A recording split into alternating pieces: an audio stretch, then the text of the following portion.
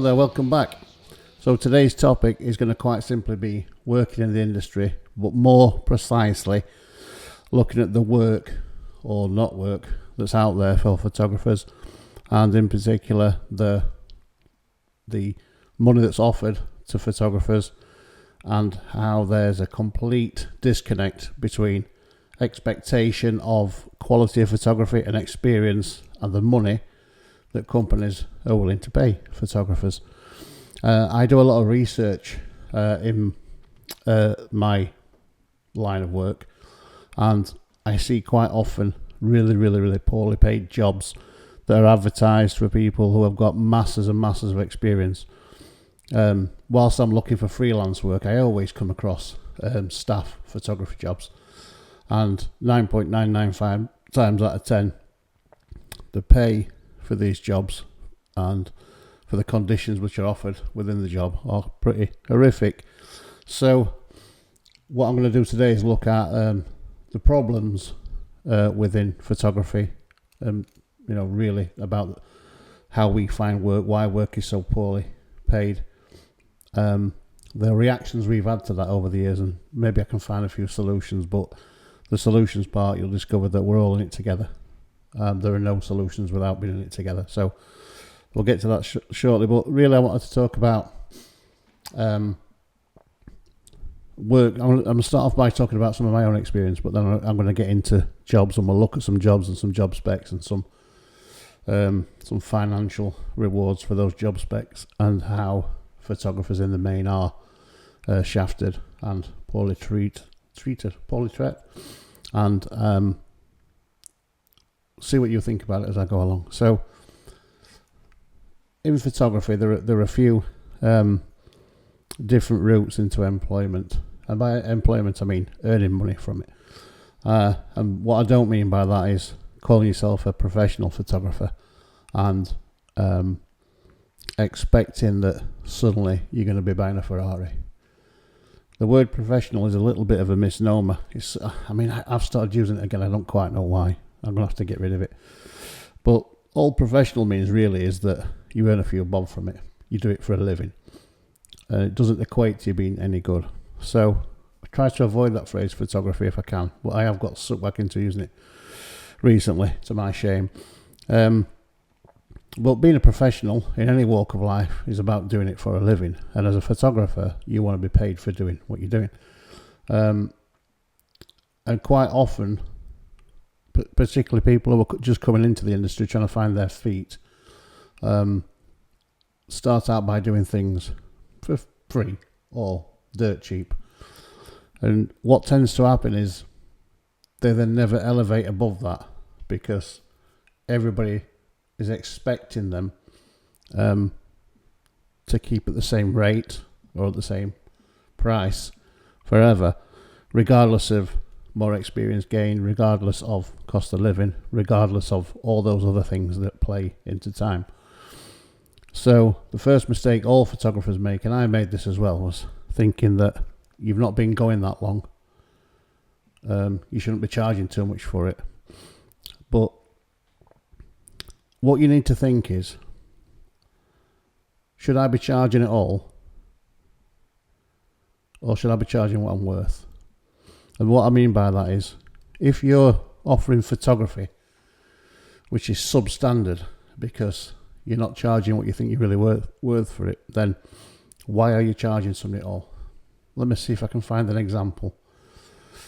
If you had let's say a young apprentice car mechanic who had seen his mentor change a couple of wheels, or maybe change a battery, do an oil change, and decided to earn a few bob on the side, he would do it himself at home at weekends and evenings or whatever. And he had some of the tools and some of the experience.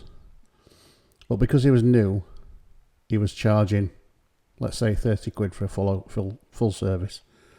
And the garage might charge 200, 300 quid for a full service. Why is he only charging 20 and 30 quid? If he can perform a service to the level that a garage can, which is the only reason he will be doing it, Why is he not charging 300 quid? All right, let's say he knocks a few bob off for, no premises, all them other bits that come with owning a garage. But why is he doing it so dirt cheap? Is it because he's crap at it? If so, why would you even give him 30 quid for it? Or is it more because he hasn't realised his worth? And it's the same in photography. If you're at a place where you're confident enough to say to your auntie, your uncle, or whoever, your cousin, I'll photograph your wedding for you, but just give me 50 quid and it'll be right. What are you saying about the quality of work you're giving them? Are you admitting that you're crap really and you shouldn't be charging them? Or are you saying, well, I don't really value myself at all, you can stand on me for the rest of your life? Because Auntie and Uncle Jim are never going to give you 2,000 quid for doing the wedding, or the sister, daughter, son, friend's wedding, once you've done it for 50 quid. They're just not. And even if you become a world famous photographer, your friends, family, people who you've worked with on low rates initially are going to always assume they get family rates, mates rates, and never appreciate what you do. So my first suggestion as to why photographers have got ourselves into this pickle is, it's not a recent thing. Yes, it's been exacerbated since digital came along and everybody and the great grandma thinks they can get a camera for Christmas and buy Easter to be a professional. There is a lot of that involved. But kind of some professional, using that term loosely, photographers have also shafted us all by charging silly rates when they should be charging standard rates. And it's one of the few industries in the world where there's no kind of like central body that governs anything. And that's probably good that it's like that, because photography is an art form and you should be able to breathe and do what you like in life. You shouldn't be governed by things. But there's not that many industries where there's no regulation at all. And so photography, until all photographers realise that they have worth, or they shouldn't be charging anything yet, until that happens, we're always going to get shafted. Pete's always going to be shafting you because Pete doesn't know any better, and Pete's maybe desperate for that 50 quid this week. So one of our biggest problems is self-inflicted. We're all far too eager, and I've been guilty of this in the past, of doing things on discounts and for next to nothing, and we've really shafted ourselves in the industry there big time. So that's one issue. And when I say you shouldn't be charging until you feel like you're charging what you're worth, think about that long and hard. Is it better to get more experience and no pressure of having to deliver for money than get better before you start charging? Or are you going to charge as you go? There might be some instances where you can get away with getting a few bob, but really think about it this way. If you've been photographing things for a year and you're charging 50 quid for a half-day shoot for a load of portraits, and you're giving them a whole CD full of portraits or a whole memory stick and giving them your copyright away as well, which I've seen happening, what you're saying about your worth? Because you've got a year's worth of experience and it's not going to make any difference in 2 years' time or 3 years' time or 4 years' time. People are still going to expect you to give all that away because you gave it away initially. So think long and hard about what you're giving away before you give it. And I might talk about giving copyrights and stuff like that away in some other video, but it's one of the worst things that photographers can do. It's one of the worst things that's happened to photography. So photographers have, in the main, shot themselves in the foot, stabbed themselves in the back, and laid open the door to abuse, basically. So the industry has kind of always known that, and even the high end of the industry take the piss with fees. If you even speak to people like David Bailey and all the big wigs, they'll tell you that the fashion companies, fashion magazines, all the big players shaft photographers. And that kind of ethos plays out across the whole of life, because photography, like many art forms, people don't understand the value of you as a human, as a creator. They think it's easy. They think anybody can do it, particularly now we've got mobile phones. Although this did happen when the box brownie was invented, and then Polaroids and all those other gizmos. Anybody's a photographer. And while that might be true, what people should be invested in is your experience and the quality you produce. And they don't, because, like I said previously, we've shot ourselves in the foot over years. So getting people to pay you your worth is tricky. But until everybody toes that line and sets that expectation, photography and the pay for photography, particularly for freelancers, is never going to come out of the gutter. You'll get the odd few who do all right, but the vast majority of photographers, professional or otherwise, have other jobs to subsidise their photography. That's just the truth of it. So the problems we have are, how do we get paid well for our worth, and how can we get more work which pays well for our worth? So freelancing is a little different to staffing. We're going to get onto staffing in a bit, but as a freelancer, you do spend more time marketing yourself than you do shooting or editing. And one of the things that photographers don't factor into their shoot price is all the other work they do or have done to get them where they are. You see things like, I'll do your full day's wedding, 200 quid, all in, copyright, every picture. What is that worth to anybody? 200 quid for, let's say, 2,000 pictures. What's each picture worth to you? What have you had to do and learn and become to photograph each picture? What is it worth to you? 2,000 quid. 200 quid for 2,000 pictures. Are you saying that's all you're worth? Are you saying that's all your work is worth? What about the post-production? What about after you've done the shoot? In fact, now let's take a step back. Did you go and recce the venue? Did you have a look around the venue with the bride and groom? Did you see where the vantage points were? Did you tell them what you were going to do and how you were going to do it on the day? Did you do that? If you did, yeah, charge them. Have you had to do research into the type of photo book they might want, or what style of photography they want, or what lighting you might need to bring? What time, energy and effort have you put into that? Charge them. On the day, how many hours did you put in on the day? Did you do 2 hours, 6 hours, 8, 12, all day, 24? Charge them. When you came to the edit, how long did it take you to sift through the pictures, take out all the ones which are slightly out of focus or where Uncle Pete's blinking? Even if you did no monster edits, even if you just did a sort and catalogued them, how long did that take you? Charge them for it. So are you telling me that even as a relatively new photographer, you've skipped all that and just done a few hours work for 200 quid? Because if you have, you shouldn't be charging, because those photographs will be crap and won't be worth 2 quid, never mind 200 quid.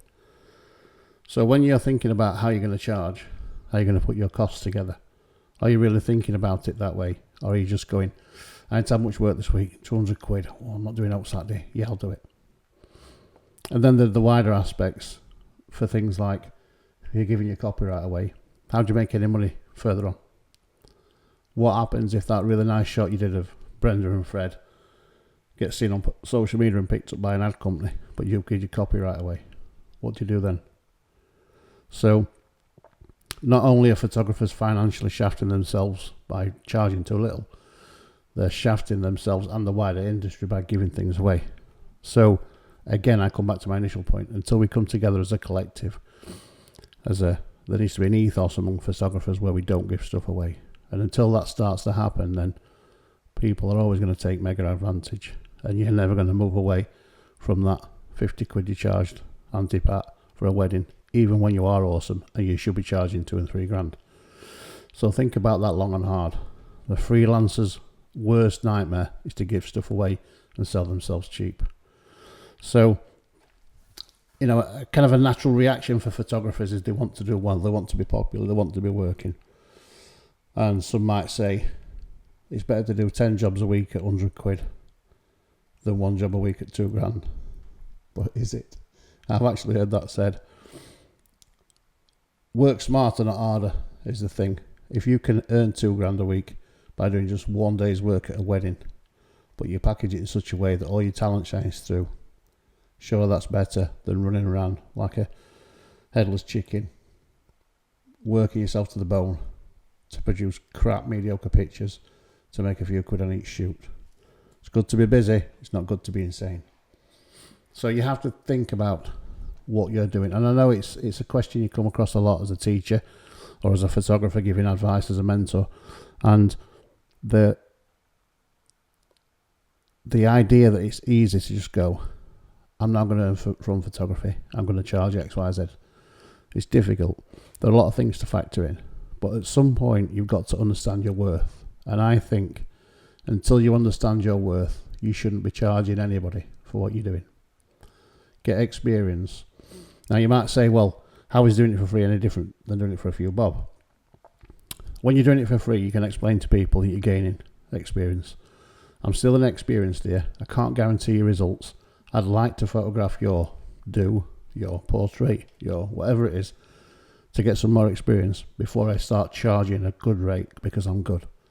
That's the conversation you have with people. And people will respect you for that. If you go and say, oh, I'm a bit crap still, I'm not that good yet, I'll do it for 50 quid. You've cemented in their mind that you're crap and you're not there yet. And they will never ever believe you are. You've got to have faith in yourself, in the quality of the product you're producing, and be confident, because outside of good photography, the biggest thing that people buy into in any walk of life is confidence. And if you show that you're confident in your product, your approach, and what you deliver, they'll pay you what you ask for. All right, so thinking about that problem, freelancing is very different to working as a staffer.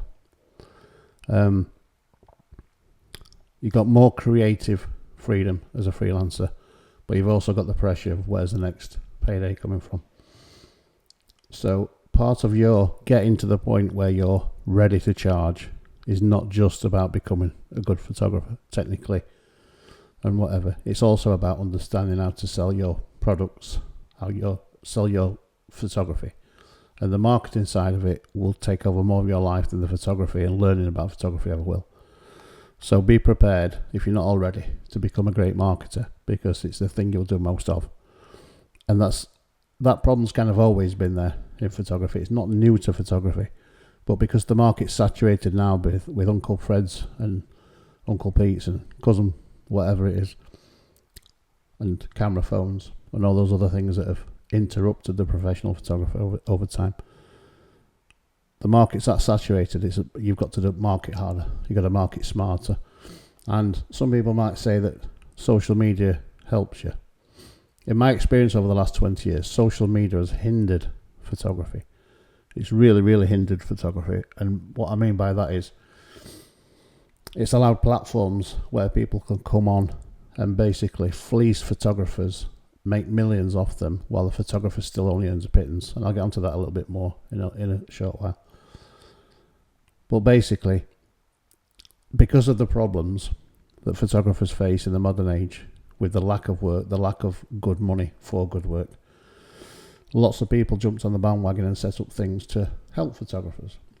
But those things that weren't really set up to help photographers, they were set up to make money. All they have done is made it more difficult for photographers to charge honest money for their work. We'll go through some examples shortly. So the problems which stem from photography shooting itself in foot were only exacerbated by photographers allowing other people to get involved and shoot themselves in the foot even more. And when we talk about the online portals for people to come and purchase photography shortly, some people might say, how is it any different than having an agent and an agent taking 20 or 25%? Well, the main difference is that you'll get 70% or 75% of a big fee, not 80% of a tiny rubbish fee that's not worth charging. We'll get into that in a minute. So we just talked there a little bit about the problems that mostly photographers have created themselves, and the things that have come out of that, why there's not enough work, why the pay is so low, and the fact that we've made a rod for our own back over the years, over dozens and dozens of years. None of this is new, and how people have got involved to help, but all they've done is made the playing field even less level and sucked all of the little bit of money that was in the industry out of it completely, which hasn't helped photographers at all. And I'm talking about apps like Fiverr and Bark, and on the face of it, these kind of apps go, oh yeah, we're coming along to help creatives, photographers, musicians and painters. We're going to make a place where people can come and book them, make it all easy. It's got an interface, you can get paid, you don't have to worry about X, Y, Z. And then you have people on there flogging amazing work for a fiver a pop, or a full wedding for 70 quid, because those 10 photographers they were vying for the work with before are now 1,000. And people on there know that there's a bit of a bargain to be had and an auction to be had, and the general public never has and never will understand what good photography actually is. You have to tell them, you have to show them when you meet them what they're buying into. They won't just ever look at a website or a printer book and go, oh my god, your Lance is brilliant. They haven't got a clue. They have not got a clue. Even people in the industry, 9 times out of 10 are visually illiterate. The general public does not know one good picture from the next. So when they're looking on these websites, they're never going to go, oh, I'm going to pick him over her because look how good her work is. No. They're going, hang on a minute. He's offering 200 quid for a 2-hour portrait session with 10 edited pictures with prints. And she's offering 200 pictures on a USB stick with copyright for 50 quid. I know where I'm going. And that's what's happening. So all of those apps who are claiming to be saviours of photography and other art forms are actually partly responsible for their demise. And it's funny when you look at the people who own these companies and the other things they own and how much profit they make compared to the profit that you're making as a freelance photographer. It's scandalous and it's horrendous, and it makes me feel sick when I think about it. And we might think there's nothing we can do about it, and there's nothing we can do about it overnight, but there are things we can do about it long term. And a simple way to move away from the internet and that kind of way of thinking you've got to live, thinking, being told that that's how it is to not bloody use it. It's to start talking to people again, meet people in the flesh, go to business meetings, go to friends' parties, join the local chamber, meet people, make contacts, have your portfolio with you, show them what you can do, explain to them why you charge what you charge. Because if we all start doing that again, these online companies that are sucking the work and the living out of you, they're going to thrive and you're not going to do. So it's a big ask, I know, when you're facing multi-million-pound companies who have got the market sewn up. But it's only that way because we allow it to be that way, and it's only that way because we've been convinced to come out of the real world, to live in a virtual world. And when you look at, what they're making, and I'm just showing a couple of examples here, but there are more out there. When you look at what they're making, it's eye-watering, and you're struggling, and you're having to reduce your rates down to nothing and give your work away and have no, what's the word? You got no kind of like love for your work anymore. You're just giving it away. It doesn't have to be like that. Take a step back, take a breath, walk around your local industrial estate, walk around your local shopping centres. People need photographs everywhere. Knock on doors, talk to people, have a portfolio with you, show them what you can do, show them why you're charging 1,000 quid. People will buy into you. So, just a quick recap on the freelance side of things. It's all about you, your work, what you offer, why you offer it, how good you are, convincing people of that. You're not going to convince them through an app where somebody else is doing it for a fiver. You're not going to convince it just off your website. You need to meet people and speak to them and show them examples of why you're so good and why others aren't. Show them what they're really buying into. And if you can do that, you'll be successful. It's the only way forward for freelance photographers. If we don't all start doing that, or more of us start doing that, then we'll die and online companies will just thrive. And your £2,000 a day or £3,000 a day weddings won't exist in 5 years. All those niche things that you can still charge for won't exist. I mean, a good example is 10 years or so ago, I could quite easily get £500-600 a day for a little bit of e-commerce work.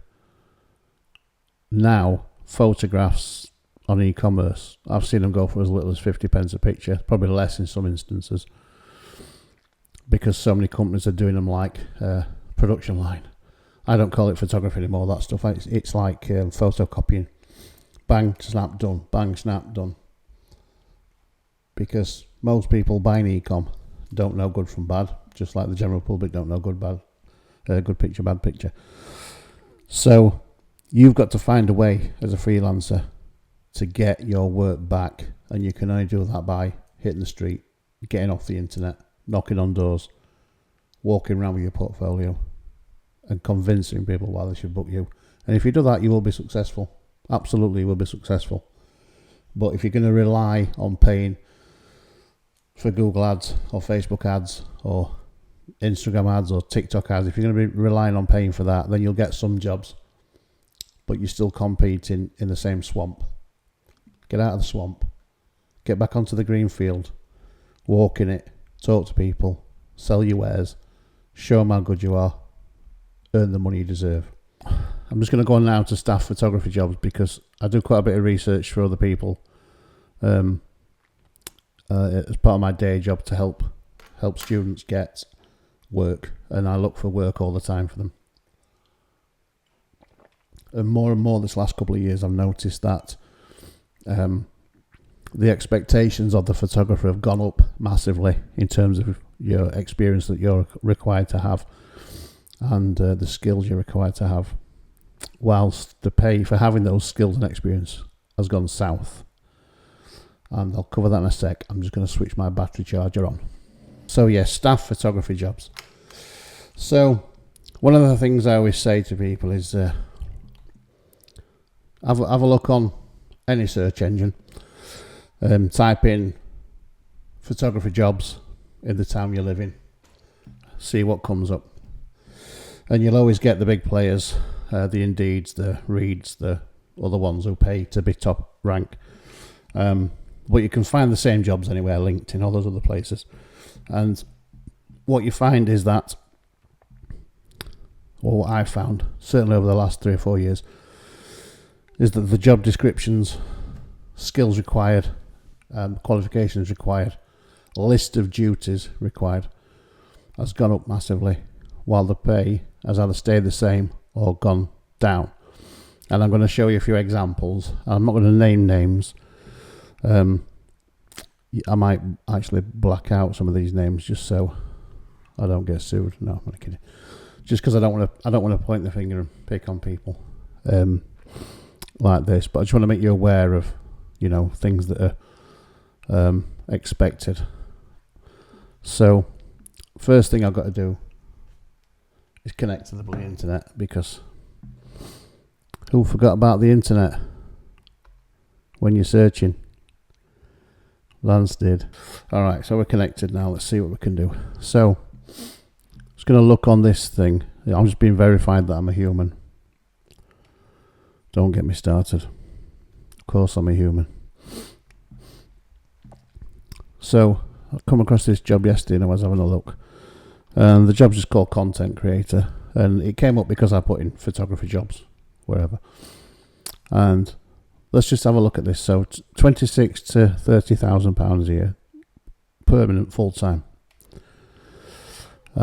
Skills: content creation, Adobe Photoshop, content marketing. Education: bachelor's degree. So that means you've got to have a level 6 bachelor's degree in a creative subject. Pay: 26 to 30, full time, permanent. Must have weekend availability, but it's Monday to Friday. So this is down south, where it's a little bit more expensive to live also. Got some great benefits: casual dress, company events, employee discount, free parking, profit sharing. I wonder what that actually is. So, but this is an opportunity To work for a leading UK automotive brand, the role is open to all creatives of all types, from photographers to videographers to TikTok creatives who can help us create new exciting ways to build our brand and show off our products and what they're capable of. So the role's content creator. About company brother. So let's get to the role. Responsible, keyword, responsible, for creating captivating content for distribution across social channels, websites and media outlets. So that's a responsibility. Shooting and editing feature-length episodes for YouTube. Shooting product pack shots and in-use stills. Filming for vlogs and practical guides. Filming and editing shorts to promote larger projects. Creating, planning and executing marketing objectives. So you've got some responsibility. You're shooting full-length films. You're shooting short-form films. You've got to do product pack shots, which is a skill in itself. Filming and editing shorts to promote larger projects, so trailers, basically. And creating, planning and executing marketing objectives. So you've got to be a good marketer and understand marketing as well. Responsibility is a big word for somebody who, in their title, has no responsibility. You're a content creator, but you've got some responsibility. That's a big flag to me. The ideal candidate will be creative and capable of inset dressing and using props. So you're now a shoot dresser. Be prolific. Prolific means highly experienced. Be prolific with Adobe Suite, e.g. Final Cut, After Effects, Lightroom, Photoshop, etc. Bit of a duff line there, but to be prolific with Final Cut and After Effects is a bit more than a BA honours. The drive to want to perfect your work. The drive to want to perfect your work. A strong work ethic, be a team player, and ability to work under pressure to tight deadlines.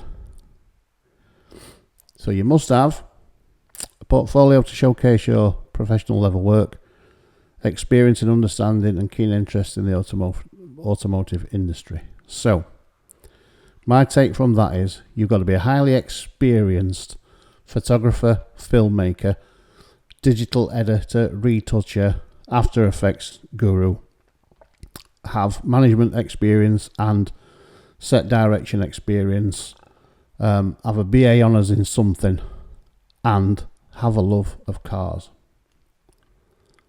for £26,000 to £30,000 per year in the south. Now, if I was writing this advert, it would be something more along the lines of highly experienced studio manager required to oversee all these aspects whilst managing a more or less experienced team. And this should be 45-50k a year, not 26 to 30k. So this job to me is, I understand it. I understand what companies are doing. I understand we're on hard times. I understand that budgets are small. I understand all that. But following on from our initial assessment of how we've shot ourselves in the foot and shafted ourselves over the years, when you bring that forward, now companies know that there are many desperate photographers and filmmakers out there who they can shaft for 26 to 30k a year and put all that extra responsibility on them because they know they're desperate for the job. So ask yourself, really, if you're prolific with Adobe Suite, e.g. Final Cut, After Effects, Lightroom, Photoshop, etc., that etc. could mean what? InDesign, all those other things that Adobe do. So that line alone is worth 40, 45k a year. Never mind all the other stuff you've got to go with it. So that's just one example, one quick example. Terrible, terrible. The next one I came across was a graphic designer, and again 25 to 30k. Skills: video editing, photo editing, Adobe Photoshop. Graphic designer, bear that in mind. Free on-site parking again, bonus. Private dental insurance, bonus. Job description, business is growing at an exponential rate, which means they've got lots of money. They're looking for a talented graphic designer creator to join their growing team. You'll work within a marketing team and produce high quality premium digital and print content, so you've got to understand print as well. You'll be creative brand ambassador with the ability to promote the brand to our growing target audience. Responsibilities, develop engaging premium content, utilised across all channels, web, print, social and email. Work alongside the wider marketing team, assist with photography and editing for internal and external communications. Keep up to date with trends, so you've got to research as well. Be a brand guardian, in other words, don't say out bad about them. Design strong and consistent assets across all channels. Managing all asset requirements for the business. Big word, managing. Editing video content for varying channels. Creating new concepts, so you're now a creative director. Provide insight and ideas for engaging context, so you're now a thinker. You're now the person coming up with the concepts. And research competitors. So you must have research in this kind of work, the same spec, positive can-do attitude, experience in digital designer role or similar, experience with video and photo editing, experience with video and photo editing, strong working knowledge of Adobe Creative Suite, here we go, in particular Photoshop, Illustrator, InDesign, detailed knowledge of digital marketing, strong typography, able to follow briefs, and awareness of UXB. 25 to 30k per year. Now this one doesn't say that you've got to have a BA or anything like that, but that job description is talking about somebody who's got 6 to 8, maybe 10 years experience for 25 to 30k a year. Horrendous, abysmal, shocking. An insult, an absolute insult. We'll look at a few more, then we'll move on before I get completely wound off the clock. Now here's one. A large high street charity. Many years ago, 20 years ago, we had a bit of a family tragedy. I'm not going to get into that, but the follow-up for that is I did quite a bit of stuff for cancer research, and a few years after that I found some actual research by somebody who had had experience of what charities really do, how they really operate. And to cut a long story short, it turned out that cancer research was just a big funding buzz to make sure people get paid, and the actual amount of successful research that had gone on, cures, all those other things were non-existent. But I think at the time it was a £400 million a year turnover in the UK that just kept people in jobs. So I started to look at other charities and started to realise that, hang on a minute, they're all the same. Why is Ethel working 20, 30 hours a week up on the high street in the charity shop as a volunteer when the CEO was getting 200 grand a year and the charity's turning over millions, hundreds of millions? So at that point then, I stopped being involved with charities. So when I come across a charity looking for a photographer to work for free, a volunteer photographer, the heckles are up and I'm immediately pissed off. And this one was exactly the same. You can say I'm doing a good turn, which people think they are. People do actually think that's what they're doing. You know, nobody's doing this because they want a pat on the back. They're genuinely, people that volunteer for charity are genuine people that want to genuinely help. But what bothers me is the amount of money that the execs and the chiefs get in comparison to what the people doing the volunteering get and what the people quite often on the ground get. And this is one of those charities which has got a very bad reputation. So to see a photographer volunteer request, particularly by this charity, really got my heckles up. And it might only be 2 or 4 hours a week, but the word charity gets people's heartstrings going, and it aids the let's not pay photographers. It makes photographers wanting to be paid seem like a mockery. So please don't get involved with volunteering your photography time for nothing, even if you're still just learning. There are some instances, I feel, where you should be paid, regardless of the level of your ability. If somebody's asking you and they're multimillionaires, there should be something more in it for you than the experience. Whether that's financial or whether that's a reward of some equipment, something useful to you. Maybe I'm wrong. Maybe you all feel different. Maybe you don't care. Maybe you think charities are worth their volunteers. But if people didn't volunteer, they'd soon start paying you, and the charity would be no worse off. Trust me. Rant over. We'll just go one more. Let me find one. I'm sure there was one that really stuck out at me that really pissed me off royally. Freelance photographer. We'll click on that one, even though we were talking about staffers. £15 an hour. Bear that phrase in mind. £15 an hour. So, dynamic, rapidly growing e-commerce platform specialising in military appeal, blah, blah, blah, blah, blah. We take pride in our quality products. We're seeking a skilled creative freelance photographer. Skilled creative freelance photographer. Skilled and creative freelance photographer. £15 an hour to join our team. The successful candidate will be responsible for capturing high quality product photos on mannequins and plain white backgrounds. The hours of the job will vary from week to week, 0 hours. So this means you're only required for a few hours a day. Product photography, photography editing, equipment management, software proficiency, quality control, time management. Highly skilled, management, proficiency, quality control, proven experience, strong portfolio, proficiency, excellent understanding of lighting and composition, strong communication skills, attention to detail, flexible working. In other words, hang on the string. Hang on the string till they're ready for you. £15 an hour. £15 an hour. Disgraceful. If you can't afford to pay a photographer a decent rate and you're expecting that, learn it yourself. We'll just look at one more.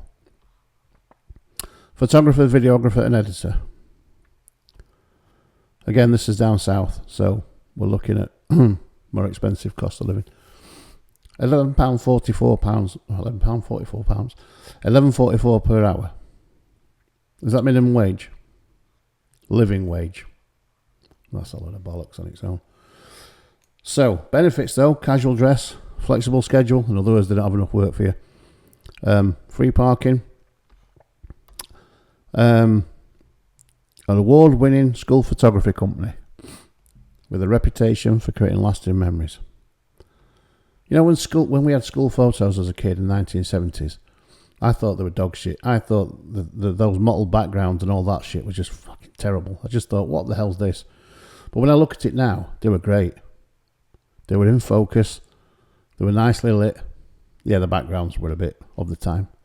But you look at school photographs now, and all they do is badly light them, whack them in Photoshop, draw around them with a pen to make the backgrounds white, and send them out to you. And the kids look so goddamn miserable because they make them all do the same thing. It's a rant for another day. But anyway, what we expect from you. Positive attitude. Basic understanding of camera controls. Shutter speed, aperture, ISO. Further training is provided to enhance your skills. Strong communication skills, willingness to learn new packages, confidence in interacting with your customers, and a genuine passion for photography. So in this case, they're offering minimum wage, living wage, peanuts, to somebody who hasn't got a fucking clue what they're doing. Who's probably seen a camera once. Remember, used their Uncle Fred camera once when he let them to take pictures of your kids and then charge you, what, £100 for the privilege. This is the state of the general photographic industry, ladies and gentlemen. We've got companies that are taking photographs of your kids in school, those kind of experiences that should last forever and sit in your memory and you want to show. They're using inexperienced photographers who probably aren't photographers at all, paying minimum wage and saying, if you're shit, don't worry about it, we'll train you up. I mean, how the hell did we get there as photography? And I know this has been going on a few years. I know this is nothing new. I know these companies have been around for a long time. But for Christ's sake, you know, think about that. Think about what that actually is. I mean, Jesus H. Christ, that's just makes my teeth itch and my eyes water. It makes me just want to get out of every school photography company in the country and squeeze them till they go bright red and take all the kit off them so they can't do it anymore. And I know you'll say each to their own and people get what they pay for and all that other shit, but that's just bad, isn't it? We're going to take you to a place where people are expecting memories of a lifetime, where parents are going to be sitting there crying when the kid brings home the little packet with the little samples in, and poor Jimmy's going to be sitting there miserable because he can't do his favourite face because the photographer says, oh, we've got guidelines, you've got to make it, you've got to be like this, you've got to just sit like this, don't smile, no, all got to look the same. Then takes a picture with poor lighting, and because it's poor and they want white backgrounds, gets the dodge tool out in Photoshop and rubs all the white and just makes it all bright, so all the edges of little Jimmy's gone funny and they're all burnt out, and Jimmy's there with his face because he's not allowed to do his face that he wants to do, and then it's 150 quid, thank you very much. What a load of bollocks. What a load of bollocks. But it's our own fault. Coming back to where I started from, it's our own goddamn fault for being so goddamn stupid over the years. Back in a minute. So yeah, little Jimmy and his burnt out ears and his burnt out hair and his burnt out chin. Dreadful. So what are we going to do to fix this? What do we do to get our photography jobs back to being good? What do we do to get the pay for photography jobs back to being good and worth doing? The easiest thing to do, it won't happen, but the easiest thing to do is for all photographers to say, nah, I'm not working for £15 an hour. Nah, I'm not working for 30 grand a year when you want me to manage the studio. No, it's not happening.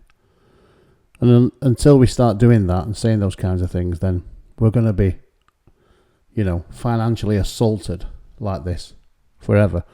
And it's only going to get worse now AI's involved, because you're going to have to be a master of that as well soon. Well, I won't.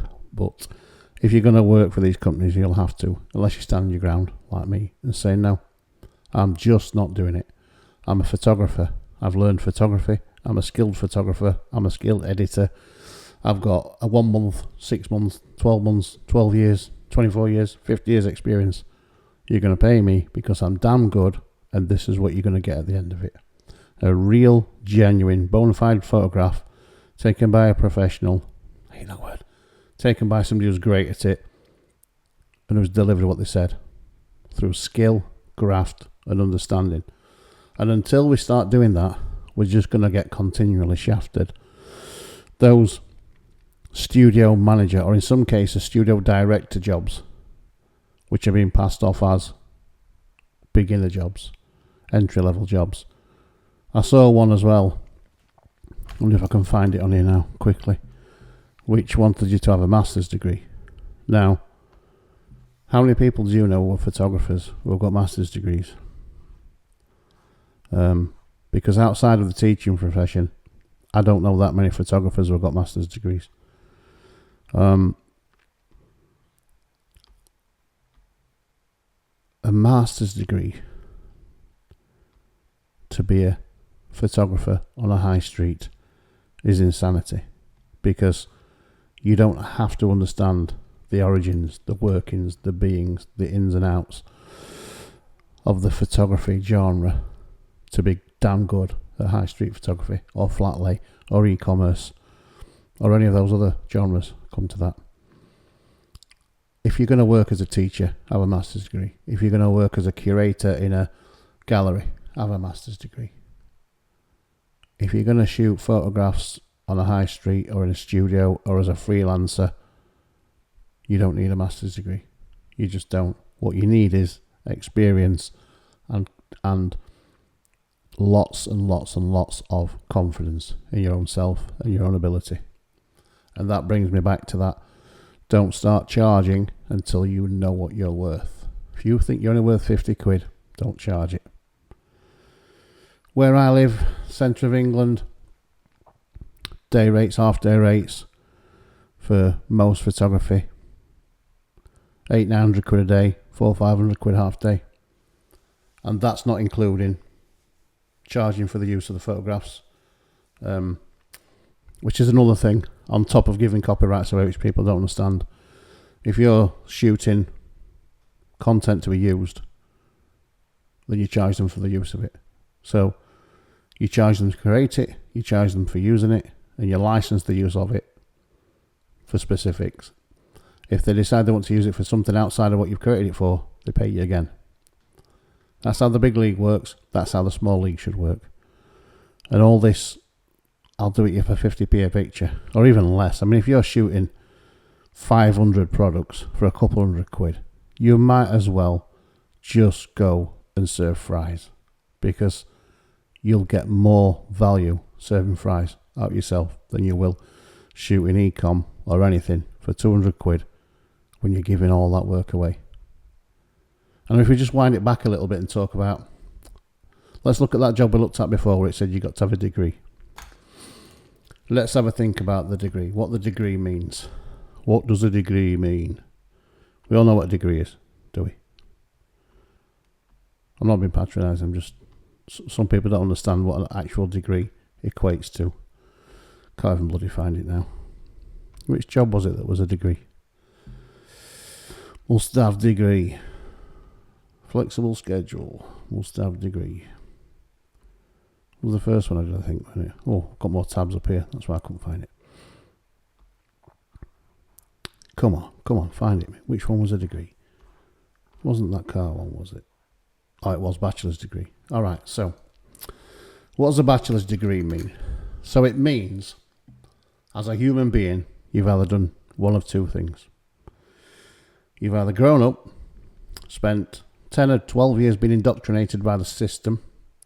You then got to be 16 years old and gone, I've got to go to college for a couple more years, or I've got to get an apprenticeship because the government says so. I haven't got free will yet. So I'm going to go to college for a couple of years. What shall I do? Now, some people go, I'm going to study photography because I've always had an interest in that. I've done art at school. It's great. Some people go, oh, photography looks like a blast, doesn't it? I want to do photography. Yay. So they come on photography. So fast forward a couple of years, you're 18. You're coming towards the end of your 2 years on your photography course. A couple of things happen. Either you've decided you enjoy photography, but you don't want a career out of it, so you sidestep and you're going to do something else. You might go and do a degree, or you might go and do an apprenticeship, or you might just go and get a job in that other thing. Another route is you go, thank Christ that's over, and if I want to study again, I'm going to go and try and be a freelancer. Some people succeed, some people don't. Some people get staff jobs, some people don't. To get the bachelor's degree, you've now got to commit to a further 3 years of study. So that's 10, 12 years at school, 2 years at college, another 3 years on top of that to get a level 6 BA honours in photography, filmmaking, graphic design, whatever it is.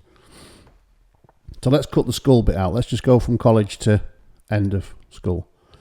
So if you're 20, 21 years old when you leave college, if you go straight through from school to college to uni, you'll be 21. 5 years study, 5 years of hard work, 5 years of research, 5 years of practice, 5 years of failure, 5 years of trying again, 5 years of learning, 5 years alongside your studies. You put that into any other walk of life. What do teachers train for? 7 to become a junior doctor? I know they get paid crap, but I'm just saying. 5 years for £26,000 to £30,000 a year. So that's one route you could have took.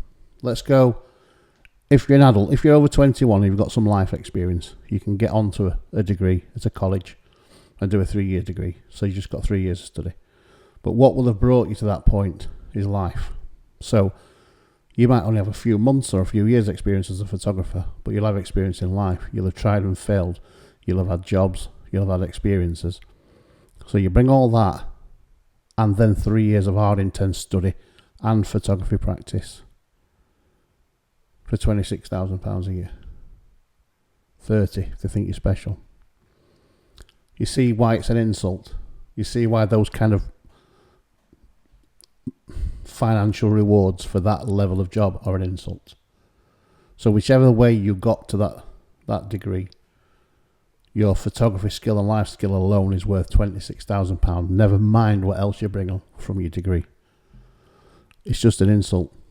It's an insult in its entirety. So, as a society led by photographers, we have got to get better at saying, piss off, no chance, no way am I working for 26k or even 30k. Somebody coming out of college, let's say they're 18 years old, they've got 2 years of college, 12 years of school, 10 years of school, whatever it is, a couple of years as a photographer, they should be getting 25 to 30k. They're the people that should be on 25, 30k. Those who have done the extra study or the extra life experience, or those who might have not studied at all and got 5, 10 or 15 years experience as a photographer should be in the 40s to 50s, no sweat. Without the management stuff, that should be in the 60s plus. That's where we should be, and we're not. We've regressed, partly through our own fault from accepting it, partly because people don't like paying creatives. And I might do a podcast on this another day, how the arts are seen as a waste of time. How every government ever, and I don't mean the government, the Labour government, the Conservative government, whatever, I mean the real government, forever trying to get rid of the arts. Always get rid of the arts, defund the arts. They don't realise when they look out their bedroom window, see the bus go past, that none of that would exist without the arts. They don't understand when they put their Beethoven on in the morning, where they're making their cup of tea with their milk packet and all the stuff, that without the visual and creative arts, they wouldn't have any of that. But they're always wanting to defund it, to ban it. So we stop that paradigm and start making people understand what creatives are worth, particularly photographers, because it's my thing. Then we're going to be stuck with it. We have to say as photographers, nah, no way am I working for 30k. No way. No way am I working for £11 an hour. No way am I working for £15 an hour. Here's my day rate. What do you think to this? I'll come and work for you today. I'll shoot all day to this quality for 800 quid.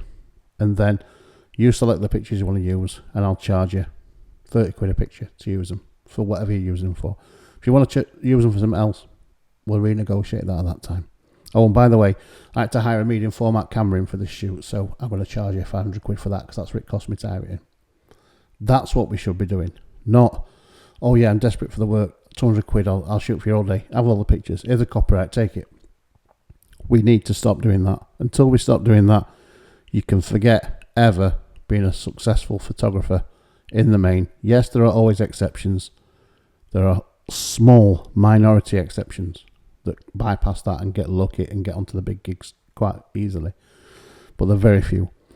And the best photographers I know, the best stunning, exceptional photographers I know, are either unknown or struggling to make money because of the situation we've helped exacerbate and bring about on ourselves. So that's my thoughts for today, just from looking around the jobs market the last few days for some of my students and looking for freelance work for myself and noticing changes and trends and how things are just plateaued right at the bottom. But have a look for yourself, have a think for yourself. Like I always say, you don't have to agree with me. These are just my thoughts. But I think even the most inexperienced amongst you are worth more than what you think you're worth. And a good rule of thumb is, if you know your work is still crap, and by crap I mean you can't repeat the exact same thing to the exact same quality every time without thinking about it, don't be charging. Take the work experience. Explain to people they understand you're doing it for work experience. They understand you don't want pain and why you don't want pain. And then when payday comes and you can finally say, look, this is where I am now. This is what my half day rate is. This is my day rate. This is what I charge per picture. These are my licensing agreements. I don't give copyright away. This is what this deal is for. Next deal might be this. Until you get to that point, don't do it. Don't charge 50 quid. Don't charge 200 quid for a day shoot. Be honest with yourself. Be brutal with yourself sometimes. Give yourself a chance to breathe and learn, and eventually charge what you're worth. Anyway, as always, I hope you got a little bit of something from that today.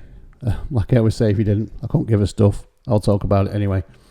But it is nice to kind of like, reading a few forums. I don't tend to frequent forums much these days, but whilst I was looking for the freelance evidence today, I came across a few mentions in a few forums. I'm not going to give them free advertising, but you'll know the ones. And many photographers are saying the same thing. They realise that all those years of giving it away, it's come back to bite them, and they wish they'd not done it. And what can they do to stop it? And the simple answer is stop it yourself. Until photographers take back control, it will continue to happen like it's always happened. And you know, it's disheartening to see somebody do, I don't know, 3, 5, 6, 8, 10 years of study and work and practice to only be offered 15 quid an hour, and to feel like they got to accept it because that's all the industry thinks they're worth. Only photographers can change that paradigm, and we can't change it by doing what we've always done. What's that old saying? If you always do what you've always done, you'll always get what you always got. And that's where photographers are currently. Making the same old mistakes, doing the same old thing, getting the same old results, and then going on forums and whinging about it. Instead of taking a bit of a hit, standing the ground, knowing their worth, and charging their worth. So, that's me for today. Hope you've enjoyed that little bit of waffle. Not entirely sure what the next bunch of content might be. There's also always bits and bats going on, which I think I'll talk about that next, or I'll talk about this, and then something else comes up in the interim. I've got a bunch of video tutorials I've got to make, which I've been sitting on for ages, so I might do them. Once I've done them, I'll share them with you. But I think, you know, I've got a bit of a rant to have about printing. I saw an exhibition yesterday. I'm not going to say where I saw it, but I saw some really good photography, which was really poorly printed, which is another bugbear of mine. But I'll get into that on one podcast, or maybe part of a podcast. An hour's worth of talking about printing might be a bit too grim for even the most ardent of listeners. But it's certainly something I want to talk about, because you see far too often excellent photography ruined by poor printing. But I don't know. I'll be back maybe in less than a week, and we'll have a good chat about something else. So in the meantime, thanks for listening, and keep shooting, keep getting better, and start charging what you're fucking worth.